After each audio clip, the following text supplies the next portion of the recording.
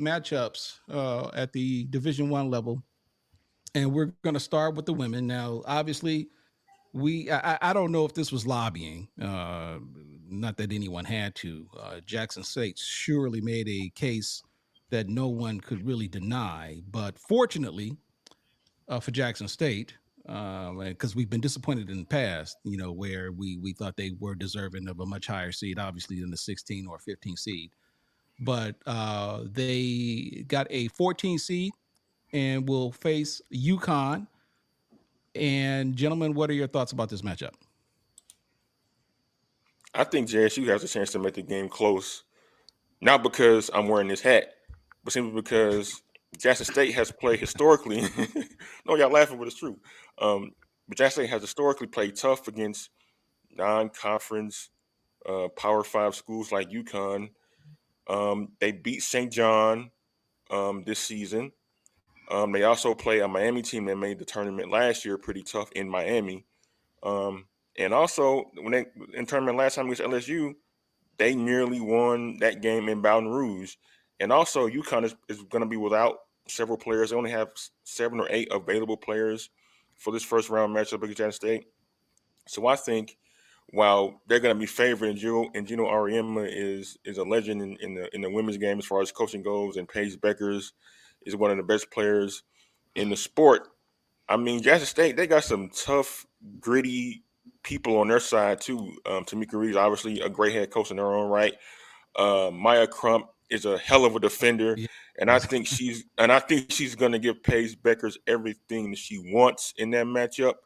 Bowler as well, and also Defensive Player of the Year Andrew Jackson. They're going to make it tough considering how good they are. Number one, and UConn won't be able to rotate players in and out of the game because they lack depth in this game. So UConn may in the end win it because they might have a little bit more talent, but it's going to be a dogfight in this one. I think Jackson State's going to stay in this game for longer than most people expect them to. Chris or Jared? Yeah, I think because UConn.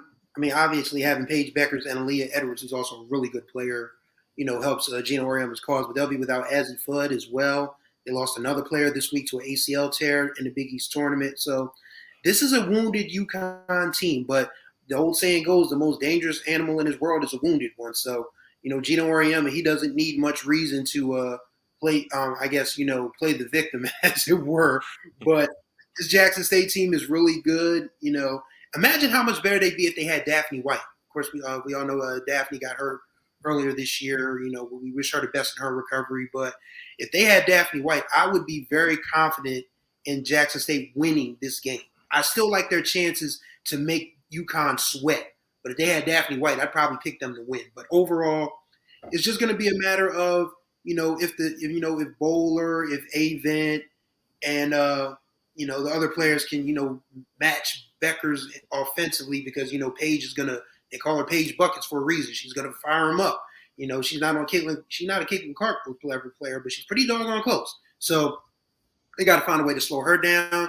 They got to find a way to stop Edwards from being a jack of all trades like she is for UConn. But I still think Jackson State makes this a very entertaining game for about 36 of the 40 minutes.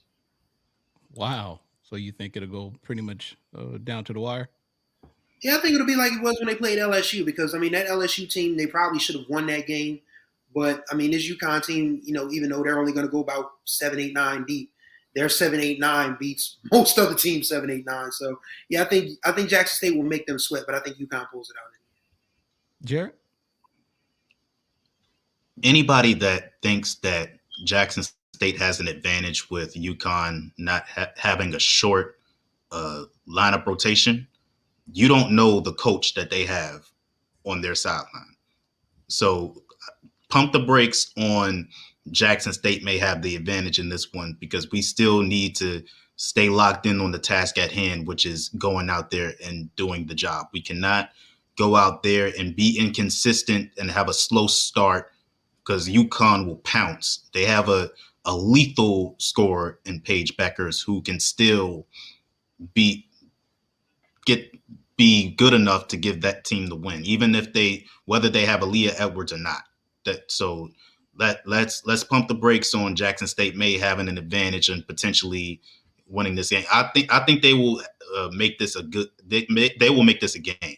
But the thing that they have to do is they have to be locked in defensively. They have to locate Paige Beckers, get the ball out of her hand, make her teammates make the play for the team. They have to be efficient.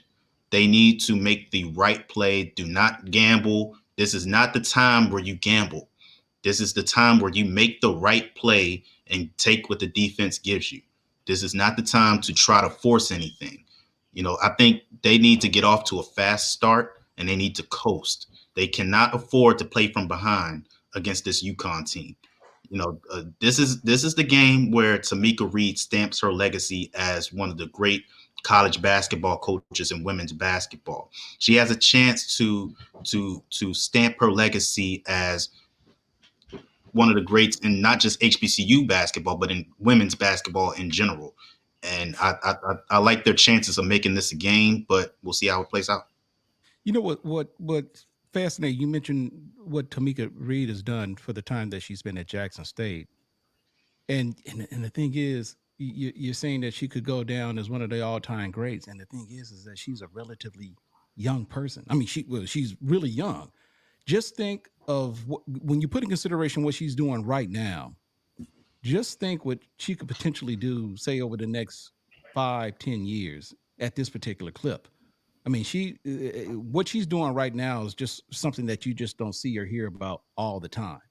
And it's unfortunate that, I don't want to necessarily make it an excuse, but it's unfortunate that I personally don't think she gets enough credit for the job that she's done, especially in this period of NIL and individuals going in and out of the transfer portal.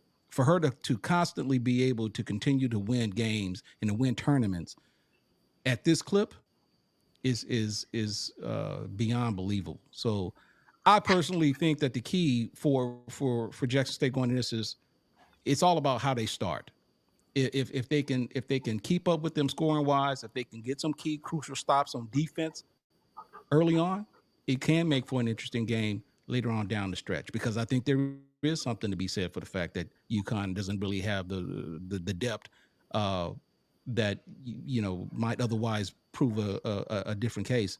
I think there is some very real possibilities of an upset here, possibly because I think Jackson State and their players understand the importance of the fact that, okay, we've finally gotten a seed that we can agree with, and I think we're going to make the most of it. I just think that as long as they continue to play within themselves,